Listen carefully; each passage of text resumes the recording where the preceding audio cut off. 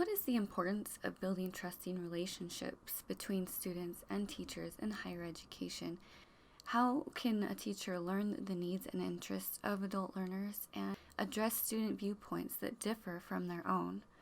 How would they apply the Christian worldview by supporting diversity in their classroom? Today I'd like to discuss the first element of importance of building trusting relationships between an instructor and students. Race, class, gender, ethnic group, and so on can act as barriers to participation in adult learners. Looking at social structure rather than just individual needs and interests reveals some very different explanations as to why adults do or do not participate in adult learning activities. Research supports the idea that early relationships and interactions, including those with teachers, play a central role in shaping students' behavior and social skills. Studies have shown that when people observe an action being performed, it activates some of the same neural pathways that would be active if they actually performed the action. This is called the mirror neuron system. Essentially, our brains are practicing the action that we're seeing. Best practices for building relationships and rapport with learners. Genuineness is a vital aspect of teaching, as this focused relationship is guided in an unpretentious and honest direction. The teacher needs to be warm, encompassing, tranquil, a sincerely good listener, and in tune with each student to provide understanding while observing the discrete visual cues, gauging how each student is progressing.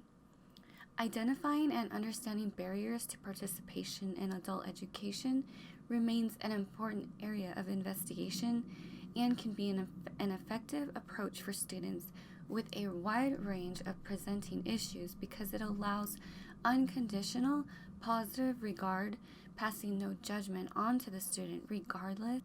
This allows a great sense of authenticity and acceptance in the school setting, which may also help alleviate anxiety or distrust a student may be experiencing with previous or current adults and teachers in their life. How can teachers learn the needs and interests of adult learners and address student viewpoints that differ from their own? If the teacher has a student they disagree with, they can accept those differences and already understand that everyone will not share the same viewpoint on all matters. Some theorists have suggested that shame brings out depression due to the lowering of self-esteem as a result of failure to meet one's own narcissistic aspirations. Narcissistic aspirations are simply the desire to feel special and to be successful in attaining one's goals. The teacher can remind the student of the goals and recommendations set forth for the instruction in the classroom, seek guidance from peers, and offer unbiased suggestions. I plan to personally be effective at managing discussions, which will encourage students to share their truths and opinions regarding their personal backgrounds and opinions on the subject matter.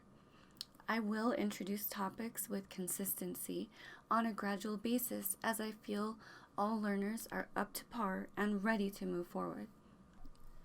How could we apply the Christian worldview by supporting culture and diversity in the classroom? Just as a baby learns to speak to communicate with others, reading, writing will also help the child to communicate and form relationships, and similarly, with a sound working relationship between teachers and students, effective learning will take place.